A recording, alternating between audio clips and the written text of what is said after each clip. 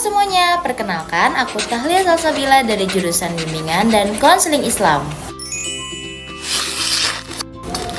Oke teman-teman, jadi di sini saya akan sedikit menceritakan apa yang dibahas pada pertemuan pertama mata kuliah teknik produksi film.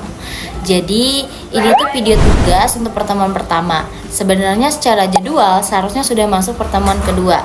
Tapi karena pada minggu sebelumnya dosen kita berhalangan hadir, maka pertemuan pertama itu baru dilaksanakan minggu kemarin. Dan itu dilakukan secara online melalui Gmeet atau Google Meeting. Pada pertemuan pertama kemarin, kegiatan diawali dengan perkenalan seperti biasa.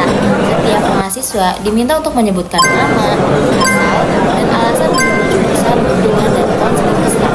Semua teman-teman di situ bergantian memperkenalkan diri mereka masing-masing sehingga kita bisa saling mengenal satu sama lain. Dan teman-teman sekelas saya itu ternyata berasal dari berbagai daerah, mulai dari Jakarta, Pandeglang, Tangerang, dan saya sendiri dari Palembang yang ada kapal selamnya loh guys. Setelah itu, dosen memberikan pertanyaan yang cukup menarik, yaitu teman-teman tahu tidak kenapa jurusan Bimbingan dan Konseling Islam itu mengadakan mata kuliah pilihan teknik produksi film? Nah, pertanyaan ini membuat kita berpikir dan banyak juga teman-teman yang menjawab dengan opini mereka masing-masing.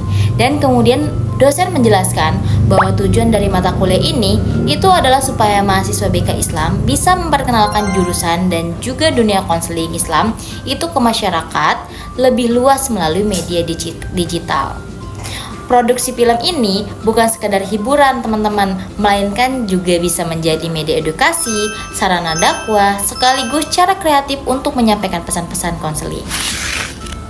Tidak hanya itu, dosen juga menambahkan bahwa dengan adanya mata kuliah ini, siapa tahu nanti ada di antara kita yang tertarik untuk bekerja di bidang lain.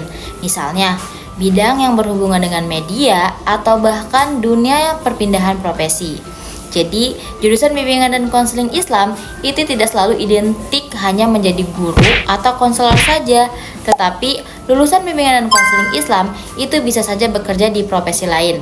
Dengan kata lain, mata kuliah ini membuka wawasan bahwa peluang kerja kita bisa lebih luas.